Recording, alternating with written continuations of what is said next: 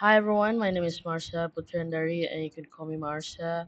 And I'm I just had this I guess it's called impulsive thing to record this, and because I don't know, it's just like I said, it's just an impulsive thing. But yeah. So what I'm going to talk about or discuss about or share or record or whatever it is or document about is um about the most recent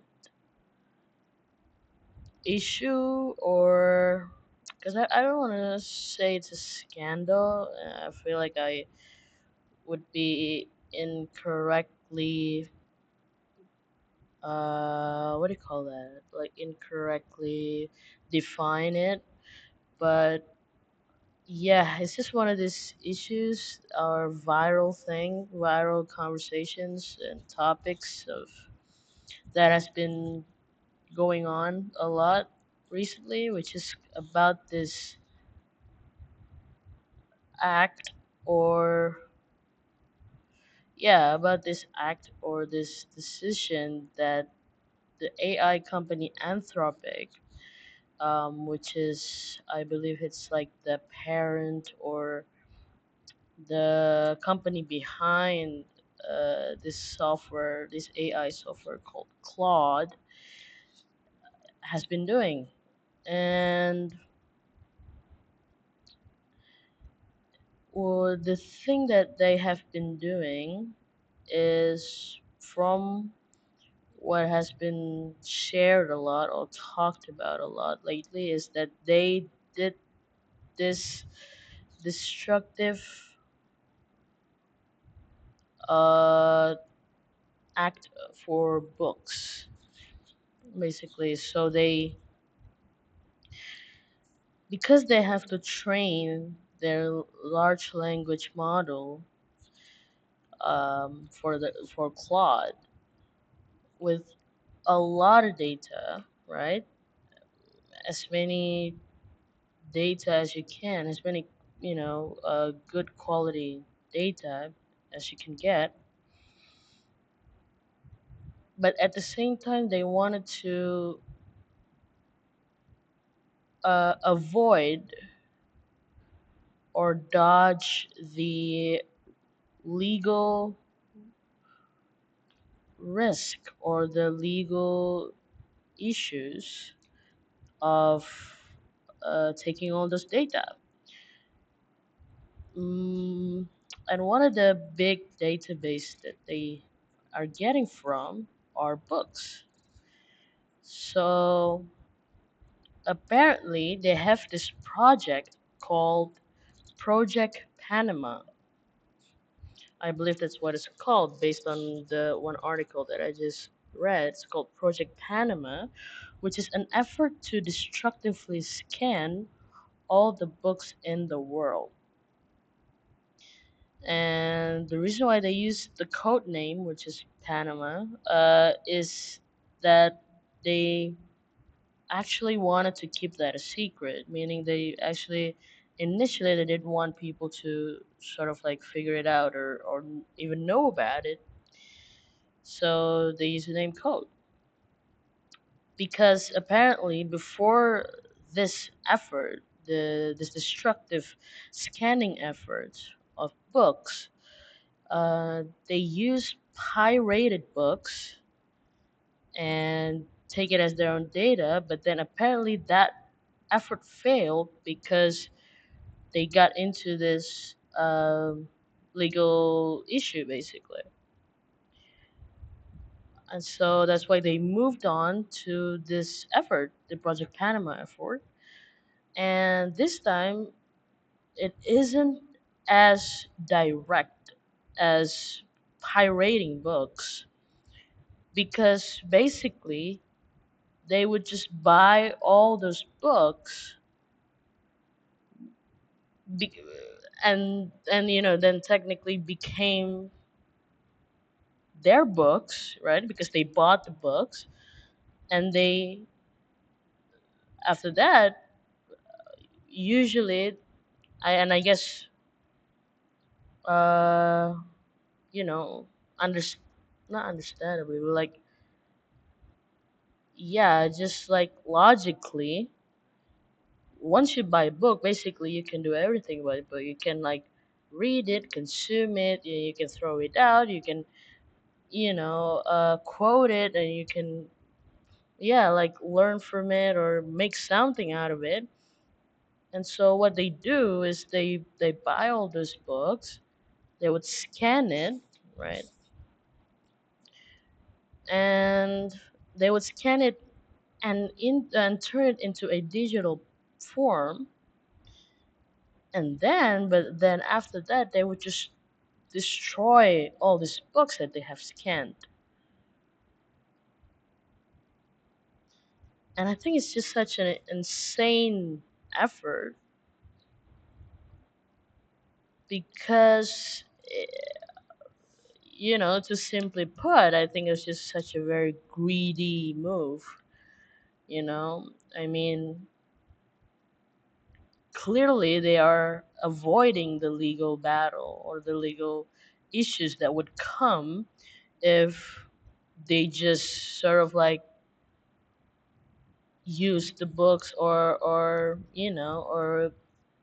work with authors. I think they would just wanted to avoid all these things because it would then the process would then much longer and much more difficult rather than just immediately buying those books, um, and practically become the owner of those books, and after that they can do anything about it. Like I said, then it becomes this indirect issue, compared to the pirating, because this one, like I said, once you buy a book, then you can do anything about it, but then it becomes this sort of like ethical or moral issue as to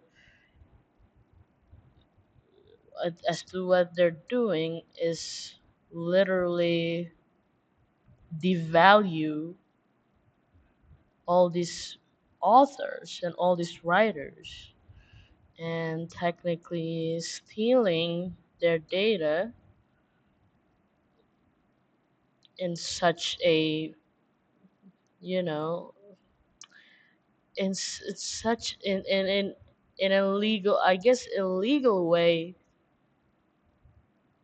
from the eyes of the law, but truly immoral and unethical, in terms of what they're doing. And so, yeah, I feel, I don't know how I should feel about it. I mean, like I said, the first thing that came to my mind was that this is pure greed, in my opinion. Because there is a much more ethical way, guys. Like, this is not the only way, and this is not the only option for them to get all this data. But yeah, unfortunately, they chose this road, they chose this path, and now it has become this massive debate, argument, and massive topics of conversation between people who are pros and cons of this effort. And so I got into like I was looking at the CEO of Anthropic, and his name is Dario Amodei. I hope I'm pronouncing his name right. So he's the co-founder and also the CEO of Anthropic, and no, he has this uh, website, and in his website he wrote some essays, I believe.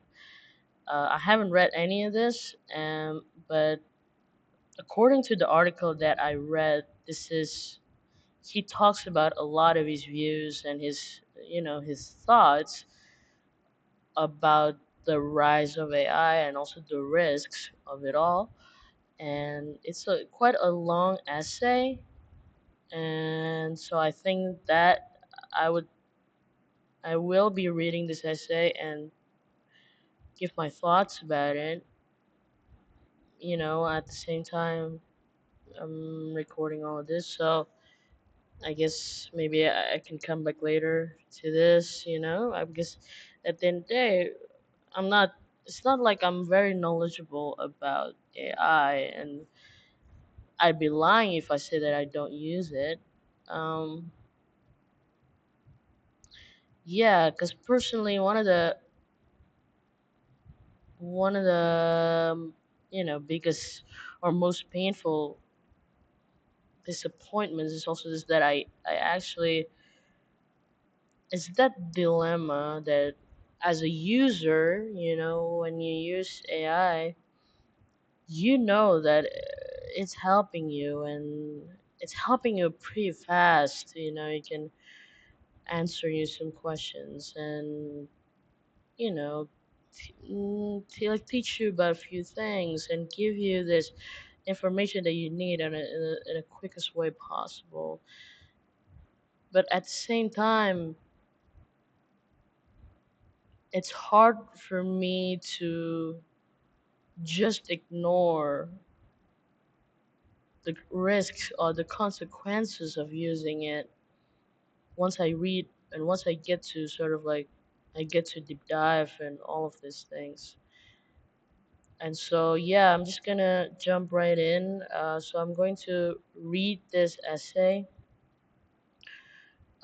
This is written by Dario Amondei, the CEO of Anthropic, and it's called "Machines of Loving Grace," with a subtitle of "How AI Could Transform the World for the Better." Okay, this is written in October 2024, so it's almost 2 years ago. Okay, so I'm just gonna read it out loud and maybe see if I have any thoughts or, you know, opinions about it. I think and talk a lot about the risks of powerful AI. The company I am the CEO of, Anthropic, does a lot of research on how to reduce these risks. Because of this, people sometimes draw the conclusion that I am a pessimist or doomer who thinks AI will be mostly bad or dangerous. I don't think that at all. In fact, one of my main reasons for focusing on risks is that they are the only thing standing between us and what I see as a fundamentally positive future. Okay. So clearly he believes that AI has this potential for a positive future. I think that most people are underestimating just how radical the upside of AI could be, just as I think most people are underestimating how bad the risks could be. See, this is interesting because he said that he thinks that people are underestimating just how radical the upside of AI, just as he also thinks that people are underestimating how bad the risks could be, meaning that he actually understood clearly that people are underestimating the risks of AI. He knows. It's not like he doesn't know. He knows that people are underestimating the risks of AI. So, yeah. In this essay, I try to sketch out what that upside might look like, what a world with powerful AI might look like if everything goes right. See, guys? If everything goes right. Of course, no one can know the future with any certainty or precision, and the effects of powerful AI are likely to be even more unpredictable than past technological changes. Okay, so all of this is unavoidably going to consist of guesses. Very interesting, right? All of this is unavoidably going to consist of guesses. But I am aiming for at least educated and useful guesses. I see. With capture the flavor of what will happen if most details end up being wrong. I'm including lots of details mainly because I think a concrete vision does more to advance discussion than a highly hatched and abstract one. So basically, he's saying that, you know, a lot of these things that he's about to talk about and discuss, some of them are guesses, but he's trying to sort of like make it as educated as possible. Yeah. First, however, I wanted to briefly explain why I and Anthropic haven't talked that much about powerful AI's upsides. I see. And why we'll probably continue overall to talk about risks. Okay, so this is what he said in 2024, that he'll continue to talk about risk. In particular, I've met this choice out of a desire to number one to maximize leverage. The basic development of AI technology and many, not but not all, of its benefits seems inevitable. Okay, unless the risks derail everything, and is fundamentally driven by powerful market forces. I think this is true. On the other hand, the risks are not predetermined, and our actions. I hope I'm pronouncing this correctly, guys. I'm so sorry. Let me just. How do you?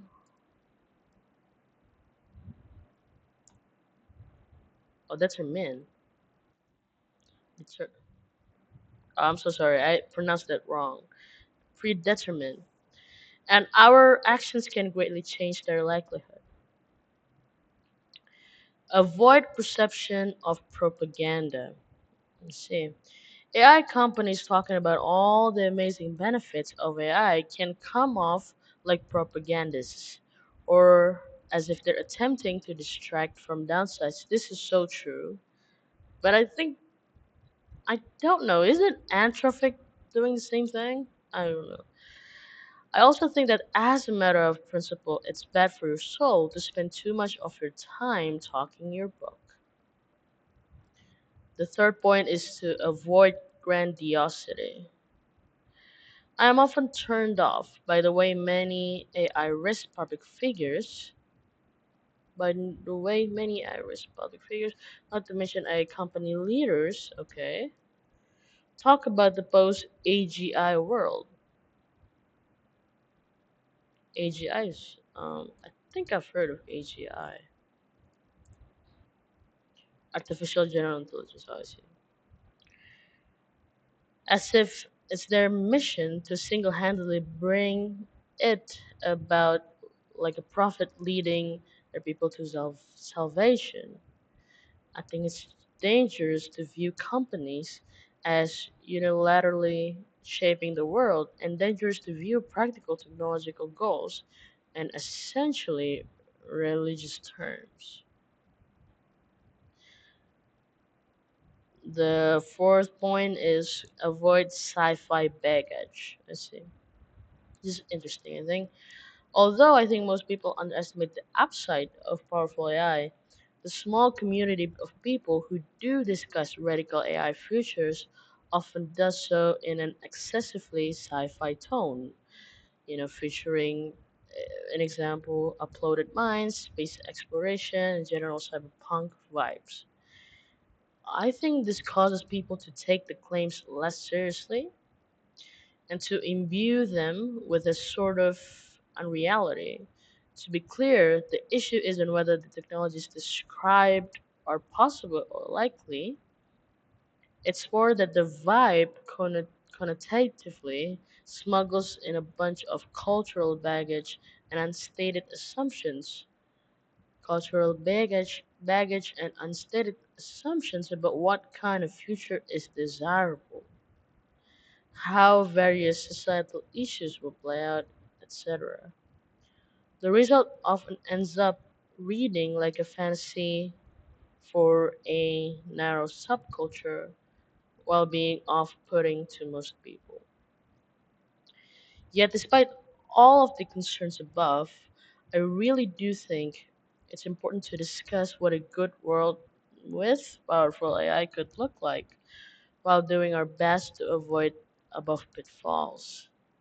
In fact, I think it is it is critical, Jesus, to have a genuinely inspiring vision of the future and not just a plan to fight fires.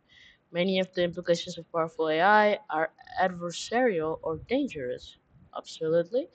But not at the end of it all. There has to be something we're fighting for, some positive, some outcome where everyone is better off, something to rally people to rise above their squabbles and confront the challenges ahead.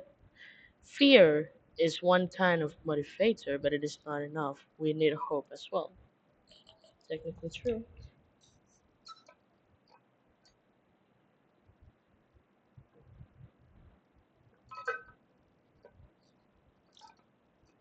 I'm gonna limit this because I do think that this is going to be very long. This is a very long essay, so uh I'm going to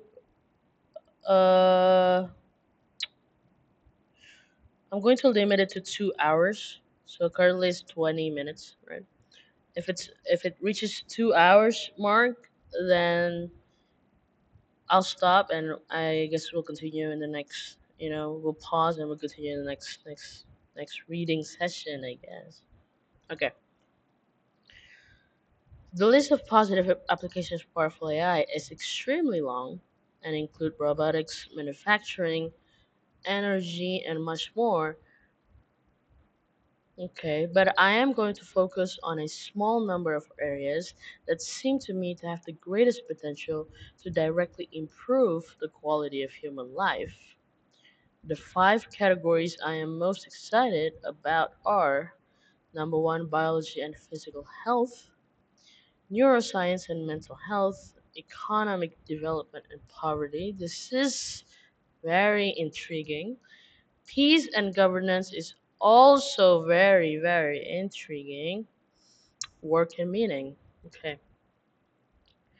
So basically, he said that he believes and he said that he feels excited about these potential future that AI can improve in terms of the quality in these five areas. Very interesting. My predictions are going to be radical, as judged by most standards other than sci-fi singularity visions, but I mean them earnestly and sincerely. Everything I'm saying could very easily be wrong, to repeat my point from above, sure, but I've at least attempted to ground my views in a semi analytical assessment of how much progress in various fields might speed up and what that might mean in practice. I am fortunate to have professional experience in both biology and neuroscience. I can't deny that. And I am an informed amateur in the field of economic development. But I am sure I will get plenty of things wrong. Okay, so he keeps like he keeps repeating this pattern, I guess. It has become a pattern that he actually admitted that he could be easily very wrong about all these things as he's about to say. One thing writing this essay has made me realize is that it would be valuable to bring together a group of domain experts. Absolutely. In biology, economics, international relations, and other areas to write a much better and more informed version of what I produced here. It's probably best to view my efforts here as a starting prompt for that group. Okay, basic assumptions, aim, and framework. So we have entered this new section, I guess. I guess the first one there is like an introduction, and also just like yeah, his opening, I guess. So it's, it's getting more serious now. So first one he's talking about basic assumptions and framework. To make this whole essay more precise and grounded, it is helpful to specify clearly what we mean by powerful AI. An example, the threshold at which the 5 to 10 year clock starts counting, okay? As well as laying out framework for thinking about the effects of such AI once it's present. What powerful AI will look like and when it will arrive is a huge topic in itself. It's one I've discussed publicly and could write a completely separate essay on. Obviously, many people are skeptical that powerful AI will be built soon, and some are skeptical that it will ever be built at all. I think it would come as early as 2026. Wow, okay. Though there are also ways it could take much longer. But for the purpose of this essay, I'd like to put these issues aside, assume it will come reasonably soon, and focus on what happens in the 5 to 10 years after that. I also want to assume a definition of what such a system will look like, what its capabilities are, and how it interacts, even though there is room for disagreement on this. By powerful AI, I have in mind an AI model likely similar to today's LLMs in form, though it might be based on a different architecture and might involve several interacting tools and might be trained differently with the following properties. The first one, in terms of pure intelligence, it is smarter than a Nobel Prize winner across most relevant fields. Okay, maybe between different form properties. Okay, fields such as biology, programming, math, engineering, writing, etc. This means it can improve unsolved mathematical theorems, write extremely good novels, and write difficult code bases from scratch, etc. In addition to just being a smart thing you talk to, it has all the interfaces available to a human working virtually, including text, audio, video, mouse, and keyboard control, and internet access. This is kind of insane. It can engage in any actions, communications, or remote operations enabled by this interface. Okay, someone is calling. I'm gonna have to pause this first, guys. Okay, guys. Sorry for the I paused it right there, but I don't think you guys will. Uh, anyway, so I'm back again. So someone called me just now, and yeah, I had to pause the recording.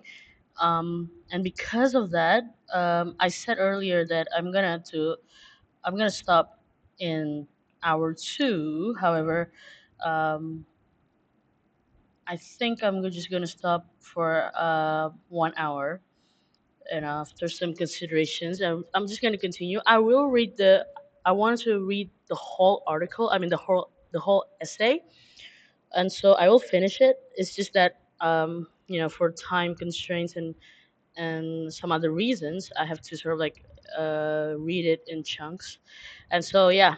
So we have been recording for about 30 minutes. For exact, it's 29 minutes and 30 seconds. And so I'm just gonna put a timer for 30 minutes, and yeah, and once it's up, then I will stop. I will have to stop the recording, and I will continue my reading. So yeah, I'm just gonna put a 30-minute timer first. Okay. I don't honestly. I think I'm around here before, but yeah. So just to make it sort of like clearer and to make myself understand better, because I kind of forget what I have been reading. So yeah, I'm just gonna start from here. Okay. So by powerful AI, I have in mind an AI model likely similar to today's LLMs in form, okay, though it might be based on different architecture, might involve several interacting models, and might be trained differently with the following properties. Okay, the first point is in terms of pure intelligence.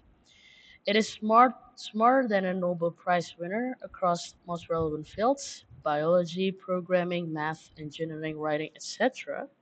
This means it can prove unsolved mathematical theorems, write extremely good novels, write difficult code bases from scratch, etc.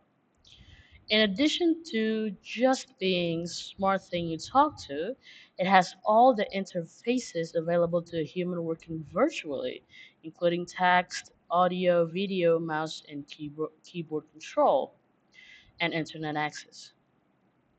It can engage in any actions, communications, or remote operations enabled by this interface, including taking actions on the internet, taking or giving directions to humans, ordering materials, directing experiments, watching videos, making videos, and so on. It does all these tasks with, again, a skill exceeding that of the most capable humans in the world. This is what I'm talking about when I was talking about grief. Uh, sorry, no, greed. I mean, fuck that. I'm so sorry. My mind is somewhere else. But yeah, this is what I was talking about. Greed. Like at the end of the day, sure, maybe sometimes it AI or you know. Yeah, powerful AI might be some sort of assistance to human beings, but I don't think there's me personally feel, you know what I mean, like there is no need to have this machines or programs to exceed human capabilities because what is even the purpose of it? Because at the end of the day, human beings, in my opinion, are like still the center of of I don't know how to describe it, to be honest with you. The center of everything, the center of the universe, meaning everything that is going on. There is no need to sort of like I hope you get what I mean, but yeah, this is just based on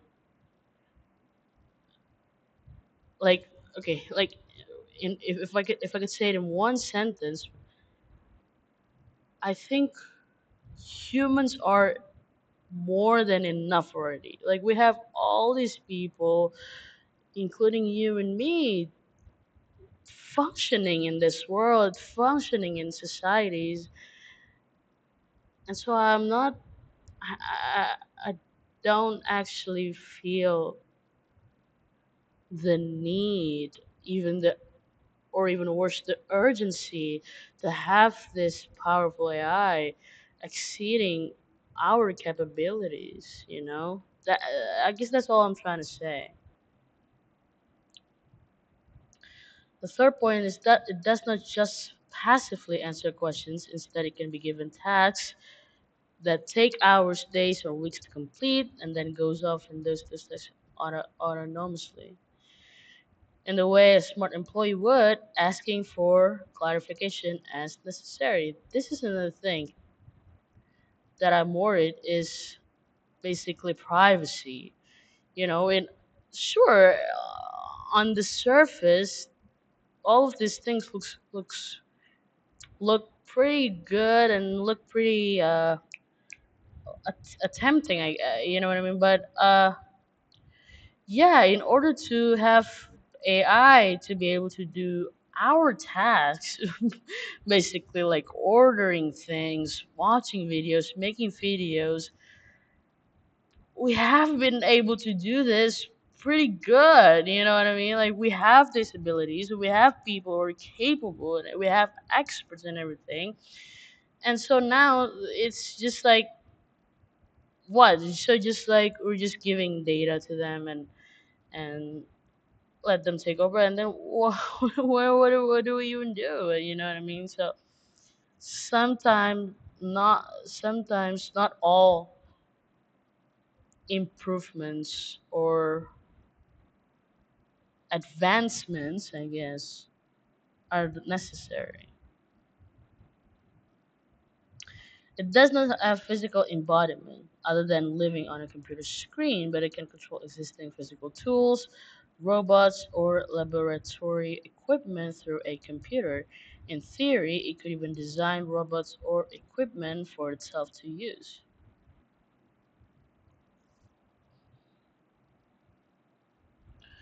The resources used to train the model can be repurposed to run millions of instances of it, and the model can absorb information and generate actions at roughly 10 times to 100 times human speed. It may, however, be limited by the response time of the physical world or of software it interacts with.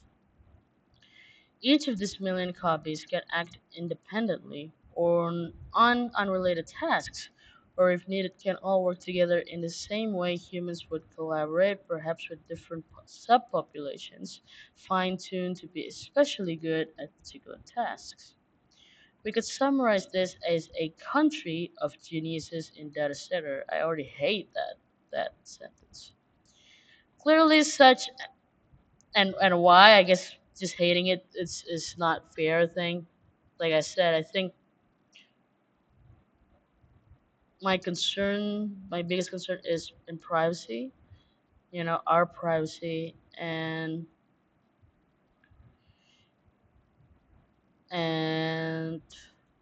like I said, we have enough resources, have enough human beings basically to do all these things just fine. And the thing about us is that we can continue to develop. We can continue to improve without having to have this, geniuses in data centers taking over. It's not about them taking over that I kind of disagree with is people who think that this is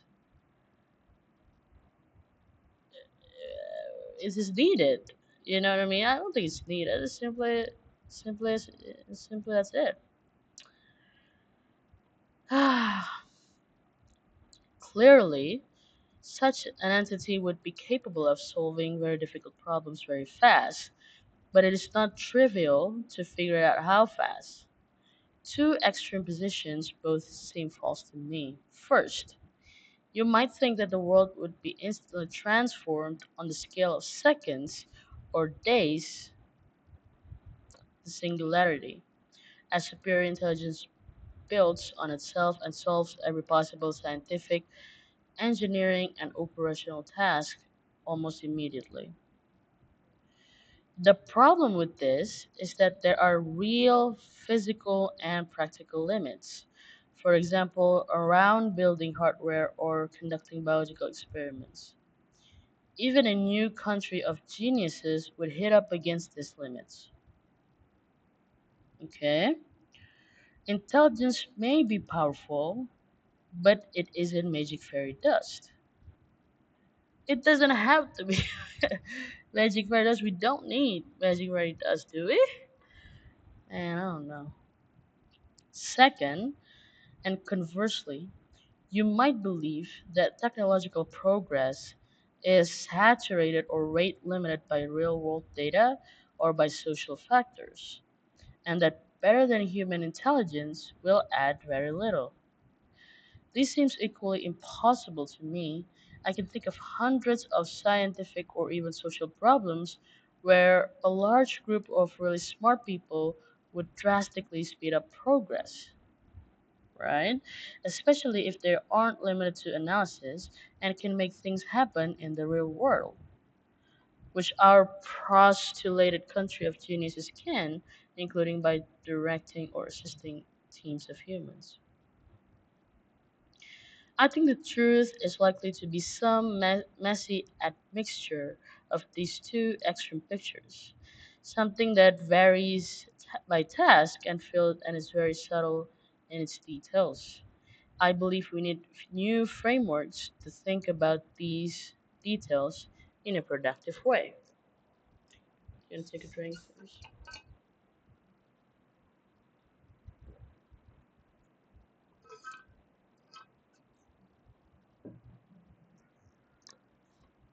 Okay. Economists often talk about factors of production, things like labor, land, and capital. The phrase marginal returns to labor slash land slash capital captures the idea that in a given situation, a given factor may or may not be the limiting one. For example, an air force needs both planes and pilots, and hiring more pilots doesn't help much if you're out of planes. I believe that in the AI age, we should be talking about the marginal returns to intelligence. This is interesting. The marginal returns to intelligence. Oh, okay. A closest economic work that I'm aware of tackling this question is working through. Okay. And trying to figure out what the other factors are that are complementary to intelligence and that become limiting factors when intelligence is very high. Let me repeat that again because I don't really understand it. The marginal returns to intelligence and trying to figure out what the other factors are that are complementary to intelligence that become limiting factors when intelligence is very high, I see. We are not used to thinking in this way, to asking how much does being smarter help with these tasks or on what time scale. But it seems like the right way to conceptualize a world with very powerful AI. See. My guess at a list of factors that limit or are complementary to intelligence includes. Okay, so here's the thing. Here's the list. The first one is speed of the outside world. Intelligent agents need to operate interactively in the world in order to accomplish things and also to learn. Correct. But the world only moves so fast. Cells and animals run at a fixed speed, so experiments on them take a certain amount of time, which may be irreducible. The same is true of hardware, material science, anything involving communicating with people, and even our existing software infrastructure. Furthermore, in science, many experiments are often needed in sequence, each learning from or building on the last. All of this means that the speed at which a major project, for example, developing cancer cure, can be completed may have an irreducible minimum that cannot be decreased further even as intelligence continues to increase. Okay. The second one is need for data. Okay, this is I think one of the biggest ones. Sometimes raw data is lacking, and its absence more intelligence uh, does not help. Today's particle physicists are very ingenious and have developed a wide range of theories, but lack the data to choose between them because particle accelerator data is so limited. It is not clear that they would do drastically better if they were super intelligent, other than perhaps by speeding up the construction of a bigger accelerator.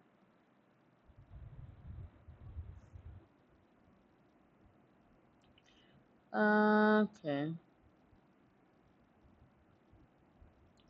Intrinsic complexity. Some things are inherently unpredictable or chaotic, and even the most powerful AI cannot predict or untangle them substantially, okay, better than a human or a computer today. Intrinsic complexities, also, yeah. For example, even incredibly powerful AI could predict only marginally further ahead in a chaotic system in the general case as compared to today's humans and computers. Right. So the need for data, intrinsic complexity, and speed of the outside world. Okay. Constraints from humans. Many things cannot be done without breaking laws. Sure, sure. Harming humans or messing with society. An aligned AI would not want to do these things. Many human societal structures are inefficient or even actively harmful, but are hard to change while respecting constraints like legal requirements on clinical trials, people's willingness to change their habits, or the behavior of governments. Examples of advances that work well in a technical sense, but whose impact has been substantially reduced by regulations or misplaced fears, include nuclear power, supersonic flight, and even elevators.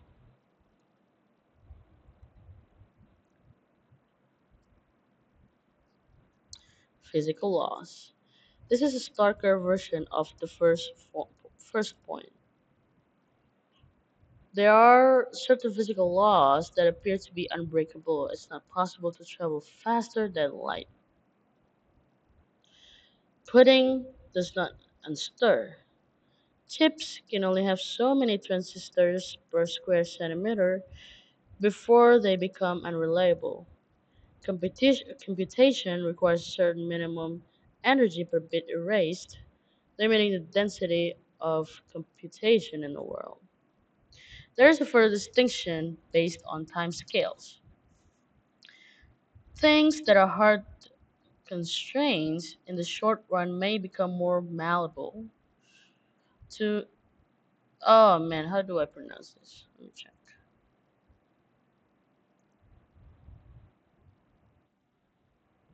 Oh, it's pronounced malleable. More malleable to intelligence in the long run. For example, intelligence might be used to develop a new experimental paradigm. Intelligence might be used to develop a new experimental paradigm that allows us to learn in vitro. In vitro? What used to require live animal experiments or to build the tools needed to collect new data. Example, the bigger particle accelerator, or to within ethical limits find ways around human-based constraints. Example, helping to improve the clinical trial system, helping to create new jurisdictions where clinical trials have less bureaucracy, or improving the science itself to make human clinical trials less necessary or cheaper. Thus, we should imagine a picture where intelligence is initially heavily bottlenecked by other factors of production. But over time, intelligence itself increasingly routes around other factors, even if they never fully dissolve. The key question is how fast it all happens and in what order.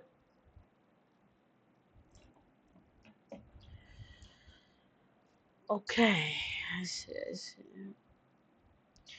I think for this sort of like for these few paragraphs, he was talking a lot about the speed, how fast it all happens and so on, something like that. And yeah, as I said, um, necessity, I think, is my key term for this whole discussion. Like, is it necessary? You know, like, how fast do we actually need? And what good can it give us? You know, because sure, AI can be fast and everything, extremely, extremely fast, but there will be consequences, big consequences in that also. You know, we talked about concerns in privacy, ethics and everything, but there are actually, in my opinion, there are way more than that, such as one of the thing is accuracy. You know, I think even with all the advancements, the data, the training, all those great models, there will still have, a lot of inaccuracies in how they do their tasks. So that is another big concern as well. And I think an area where humans will still be needed, which is to sort of like check or verify the accuracies of a certain information or task. So yeah, I will guess we'll continue. I guess we still have like 7 minutes left, as you can see here above.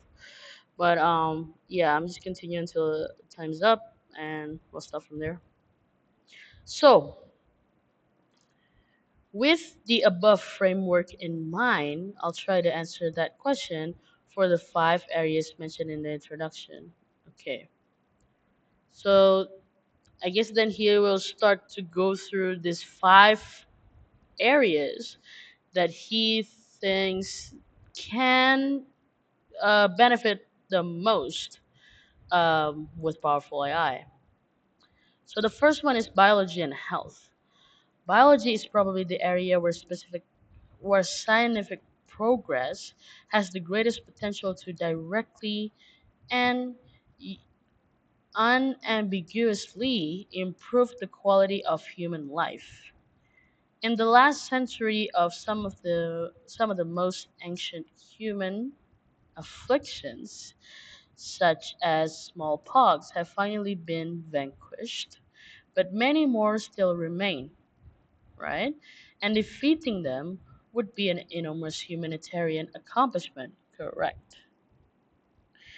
Beyond even curing disease, biological science can, in principle, improve the baseline quality of human health by extending the healthy human lifespan, increasing control and freedom over our own biological processes, and addressing everyday problems that we currently think of as immutable parts of the human condition.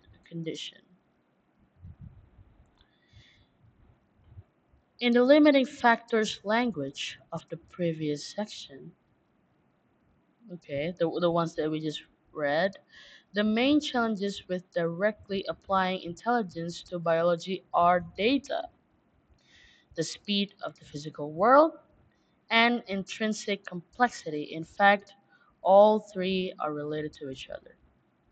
Human constraints also play a role at a later stage when clinical trials are involved. Let's take this one by one. Experiments on cells, animals, and even chemical processes are limited by the speed of the physical world. Okay. Many biological protocols involve culturing bacteria or other cells or simply waiting for chemical reactions to occur. And this can sometimes take days or even weeks with no obvious way to speed it up. Animal experiments can take months or more, and human experiments often take years, sure, or even decades for long term outcome studies. Somewhat related to this, data is often lacking, not so much in quantity, but quality. There's always a dearth. Is it dearth or dearth? There's always a dearth. A lack, scarcity, or inadequate supply. Dearth, okay. There's always a dearth of clear, unambiguous data that isolates a biological effect of interest from the other 10,000 confounding things that are going on, or that intervenes causally in a given process, or that directly measures some effect. Even massive quantitative molecular data, like the proteomics data that I collected while working on mass spectrometry techniques, is noisy and misses a lot which types of cells were these proteins in. Oh, okay, and misses a lot, such as which types of cells were these proteins in, which part of the cell, and what phase of in the cell cycle. Okay, so data and time, and part responsible for these problems with data is intrinsic complexity. If you ever seen a diagram showing the biochemistry of human metabolism, you'll know that it's very hard to isolate the effect of any part of this complex system, and even harder to intervene on the system in a precise or predictable way. And finally, beyond just the intrinsic time that it takes to run an experiment on humans, actual clinical trials involved a lot of bureaucracy and regulatory requirements that, in the opinion of many people, including me, add unnecessary additional time and delay progress. This one, in a way, is a valid point, and sometimes the bureaucracy and the regulatory requirements can take time that is longer than it should. Like, in my opinion, there should still be bureaucracy, there should still be like requirements, in order to do these clinical trials. There should still be all of these things, but just not taking time, longer that it should be, as I said. Okay, this might be my first paragraph here. I'm just gonna stop this. Given all this, many biologists have long been skeptical of the value of AI and big data more generally in biology. Historically, Mathematicians, computer scientists, and physicists who have applied their skills to biology over the last 30 years have been quite successful, but have not had the truly transformative impact initially hoped for. Some of the skepticism has been reduced by major and revolutionary breakthroughs like AlphaFold, which has just deservedly won its creators the Nobel Prize in Chemistry, and Alpha Proteo. Okay, but there is still a perception that AI is and will continue to be useful in only a limited set of circumstances. A common formulation is AI can do a better job analyzing your data, but it can't produce more data or improve the quality of the data. Garbage in, garbage out. I think that is such a valid point again, and I kind of agree with this common formulation, I guess, which is that AI can do a better job at analyzing. It can read and analyze data in a much quicker time. However, in terms of producing more data or improving the quality of data, to me is still highly, questionable in my opinion. Like I said, there's still a lot of inaccuracies in how AI generate or produces more data. Okay, so I think that's a pretty solid end for my my reading session of the essay. Like I said, it is a long essay, and I I wish I have more time, and to be honest with you, I wish I have more attention span. However, I think it's pretty good reading session. I think if I can try to sort of like make my own conclusion in terms of what I have just read. The first one is that I think this the writer of this essay, Mr. Dario Amondei, who is also the CEO of Anthropic, he knows very clearly about both the potential of AI and the risk of AI, the high risk of AI. So he knows it all. He knows it pretty clearly. I think he also mentioned that he is aware of how much AI companies sort of like trying to sell only the positive things of AI, whereas he states early on that, hey, we should talk about the risks as well.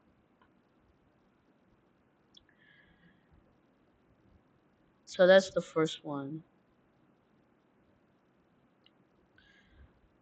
The second one is, you know, obviously I'm leaning more towards the, I guess the skepticism of it all, um, and if you ask me, my feeling towards it is that, like I said, I don't feel the necessity to for AI to suddenly, be like 100 times faster. Sure, AI can be 100 times faster. The question is it what for? You know what I mean? And if even if we have that, um, is it ethical? Is it against the law? Is it is it improving our lives?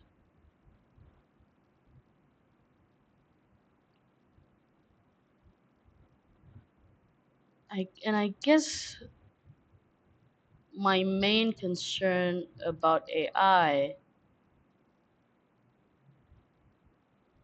is that, in my opinion, if doing something is risking you more than it benefits you, then it's not worth doing. Because at the end of the day, nothing is without benefits and risks. Every single decision or action that we take has both of this. Then I guess the question is, which one is bigger? Is it the risk or is it the benefit? So for me, I am not, I would be lying to myself and to you guys if I say that, oh, AI is bad, full stop. Or, oh, AI is useless, full stop. That is such a dumb take, in my opinion, because AI is completely the opposite of that. It's very intelligent, and it can help you, you know, with all kinds of information and all kinds of tasks.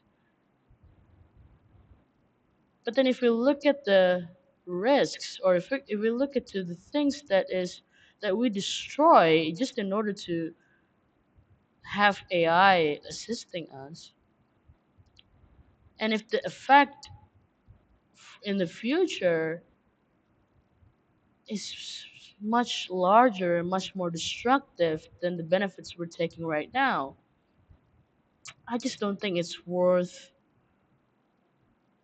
the implementation of it all. I guess that's it.